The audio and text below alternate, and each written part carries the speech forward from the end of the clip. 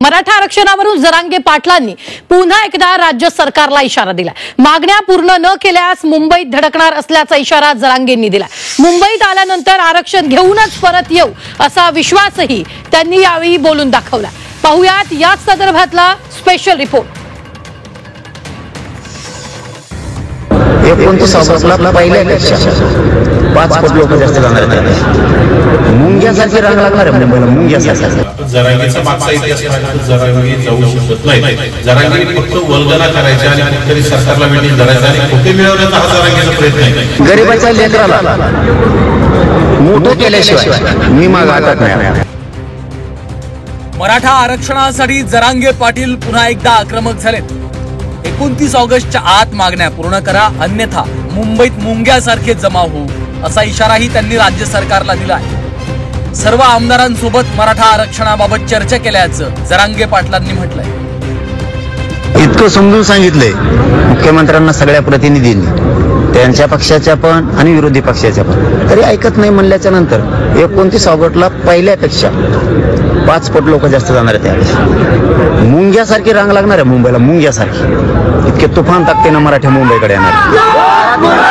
मुख्यमंत्र्यांसोबत संवाद हो, 288 म्हणल्याच्या नंतर त्यात सगळेच आले आमदार, त्यांना सुद्धा फोन करून सांगितलं आपण सुद्धा अंतरवालीला या, आम्हाला आमच्या गोरगरीब मराठ्यांच्या लेकराचं घराणं आरक्षणाचं तुमच्याकडे मांडायचं। जरांगे यांनी मुंबईमध्ये 29 ऑगस्टला जाण्याचा जरी इशारा द्यायला असला तर जरांगेचा मागचा इतिहास पाहिला तर जरांगे जाऊ शकत नाहीत। जरांगेने फक्त वल्गना करायच्या आणि कुठेतरी सरकारला वेठीस धरायचं आणि खोटे मिळवण्याचा हा जरांगेचा प्रयत्न आहे। जरांगे 29 ऑगस्टला जर मुंबईला जात असतील का आम्हाला पाय नाहीत का? ओबीसी सुद्धा मुंबईमध्ये जातील आणि सरकारला सुद्धा वेठीस धरण्याचं काम आम्हाला सुद्धा करता येतं। परंतु राज्य सरकारवर अद्यापपर्यंत आमचा विश्वास आहे, राज्य सरकारने आमच्या पाठीत खंजीर खुपसण्याचा प्रयत्न करू नये।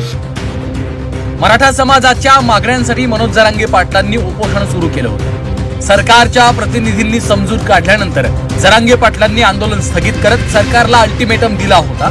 मात्र सरकारनं मागण्या पूर्ण न केल्यास मुंबईत धडकणार असून विजयी होऊनच परतणार असा विश्वासही त्यांनी व्यक्त केला आहे।